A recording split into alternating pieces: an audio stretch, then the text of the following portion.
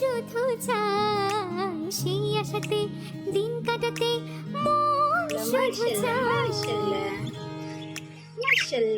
এই ভালোবাসা তোমাকে দিতে চাই। ভালোবাসা চাইলে কি আর পাওয়া যায় যদি সেটা কপালে না থাকে? সো হ্যালো এভরিওয়ান, আসসালামু আলাইকুম, hope you all are doing well. আর দেখতেই পাচ্ছেন এখানে আমি খুদের চালের ভাত বা খুদের চালের খিচুড়ি যেটাই বলেন না কেন সেটা আমি রান্না করে নিচ্ছি। আর পাশের চুলায় আমি ওখানে শুটকি টেলে নিচ্ছি। শুটকিটা ভালো করে টেলে তারপর আমি একটু গরম পানি দিয়ে কিছুক্ষণ রেখে তারপর ভালো করে ঠান্ডা পানি দিয়ে ধুয়ে নিচ্ছি। যেহেতু কিছুদিন যাবত প্রতিদিনই প্রায় বৃষ্টি হচ্ছে, আর বৃষ্টির দিনে খিচুড়ি বা খুদের চালের ভাত এরকম কিছু রান্না করলে সেটা খেতে অবশ্যই অনেক ভালো লাগে।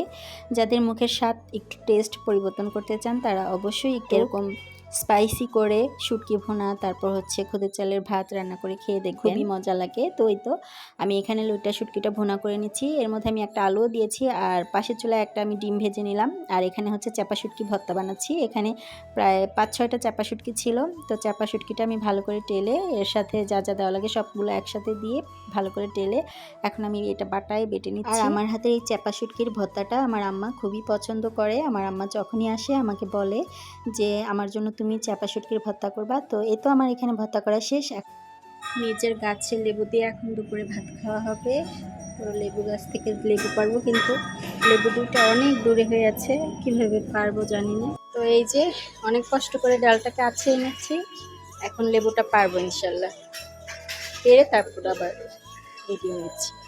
লেবু নিজের গাছ থেকে পেরে এখন দুপুরে খাওয়ার, দুপুরের ভাতটা খাবো, তাই লেবুটা পারতে এসেছি ইনশাল্লাহ।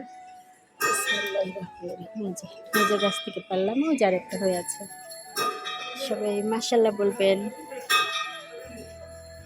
যেহেতু খিচুড়ি খাবো বা হচ্ছে খুদের চালের ভাত খাবো, মাটির পাত্রে খেলেই বা দেখতে একটু সুন্দর লাগে, তার জন্য আমি মাটির প্লেটে নিলাম। তো দেখতেই পাচ্ছেন এখানে খুদের চালের ভাতটা আমি নিলাম, আর সেই সাথে এখানে আমি চাপা শুটকির, তারপর হচ্ছে ডিম ভাজা, আর হচ্ছে সেই সাথে লইটা শুটকি ভুনা নিব। এই যে লইটা শুটকি ভুনাটাও আমি নিলাম। তো এখন আবার আমি একটু বারান্দায় চলে যাবো, একটু ঢং করবো, একটু ভিডিও নিচ্ছিলাম বাহিরের পরিবেশের সাথে। কত সুন্দর লাগছিল দেখেছেন? কার কার জিভে জল এসে পড়েছে বলেন তো আমার এই খাবারটা দেখে? তো এই তো আমার দুপুরে খাওয়া দাওয়া শেষ করে বিকেলবেলা আমি বিকেলের একটা ভিডিও নিচ্ছি। এটা হচ্ছে আমার বিকেলে বা সন্ধ্যার পরে যেটা বলেন। তো আমার প্রতিদিনের রুটিন, আমি সন্ধ্যার পরেও আমার ঘরটা একটু হালকা পাতলা পরিষ্কার করে নিই। আর এখন আজকে আমি একটু নেল পলিশ দেবো ভাবলাম, যেহেতু আমি আবার একটু কাশফুলে বা কাশবাগানে যাবো। আর সাজুগুজু করতে আমি খুবই পছন্দ করি, আমি সাজুগুজু করে বা পরিপাটি থাকতে অনেক বেশি পছন্দ করি। তো এখানে আমি দেখছিলাম যে আমি কোন শাড়িটা বা কোন থ্রি পিসটা পরবো। আর এই তো সব শেষে আমি দেখাচ্ছিলাম আমার বেডরুমটা যে আমি সুন্দরভাবে গুছিয়েছি, তো সেটাই আপনাদের সাথে আমি শেয়ার করছি।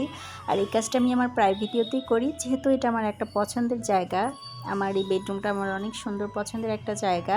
বেডরুম বারান্দা আমার ঘরটাই আমার অনেক পছন্দের বাসা। তো আপনাদের সাথে সেটাই শেয়ার করলাম যে সন্ধ্যার সময় আমার রুমটা আলহামদুলিল্লাহ কতটা পরিপাটি থাকে। যেহেতু আজকে আমি সারাদিনের একটা ভিডিও ব্লগ আপনাদের সাথে শেয়ার করছি, তো সেহেতু আমি আমার রুমগুলো আপনাদের সাথে শেয়ার করলাম। তো এটা হচ্ছে গেস্ট রুম, আর এই যে গেস্ট রুম থেকে এখন এসে পড়েছি আমি কিচেন রুমে। আর ওই দেখেন বাইরে দেখা যাচ্ছে যে এখন রাত, কারণ আমি সন্ধ্যার পরেই ভিডিও ক্লিপগুলো নিচ্ছি। তো আমি যে থালা বাসনগুলো ধুয়ে রেখেছি সেখানে চামচ ছিল, চামচগুলো আমার শুকিয়ে গেছে, তাই আমি এখন সেটা ড্রয়ারে রেখে দিচ্ছি। এই তো এই বাসার মধ্যে আমার একটা পছন্দের জায়গা হচ্ছে কিচেন রুম। তো কিচেন রুমটা আমি পরিপাটি রেখেছি। আর যারা মনে করে সারাদিন একা একা থাকি বা আজাইরা থাকি, আমার কোনো কাজ কাম নেই, ভাই আমি তাদের বলতে চাই এই যে বাসাটা দেখছেন এতটা সুন্দর পরিপাটি করে রেখেছি, তো এটা কে করে? এই বাসাটা সম্পূর্ণ পরিপাটি করে রাখার পিছনে সম্পূর্ণ হাতটাই হচ্ছে আমার। এখানে বুয়া এসে বুয়া শুধু ঘরটা মুছে বা কাপড় চোপড় ধুয়ে বুয়ার যে কাজটা বুয়া সেই কাজটা করে যায়, এছাড়া সারাদিনের যত কাজ আছে সেটা আমাকেই করতে হয়। তো যারা মনে করেন যে একা একা থাকি, আমার লাইফটা অনেক আরামদায়ক একটা লাইফ, আলহামদুলিল্লাহ অবশ্যই আরামদায়ক একটা লাইফ, আল্লাহ পাক যেরকম রেখেছে আল্লাহর কাছে শুকরিয়া। তো এই তো আমি আর কি বলবো, যত বলবো মানুষকে তত মানুষ আরো বেশি পেঁচাবে, আর কিছু বলতে চাই না। তো এখানে আমি কোরআন শরীফটা নামিয়ে কোরআন শরীফটা মুছে নিচ্ছিলাম, যেহেতু একটু ধুলাবালি পড়া। আর এই দেখেন বাহিরে আপনাদের সাথে শেয়ার করছি, বাহিরে রাত্রিবেলাও বৃষ্টি আসছিল, তো সেটাই আপনাদের সাথে শেয়ার করলাম। তো আজকের মতো আমার ভিডিও এই পর্যন্তই, সবাই ভালো থাকবেন, আল্লাহ হাফেজ।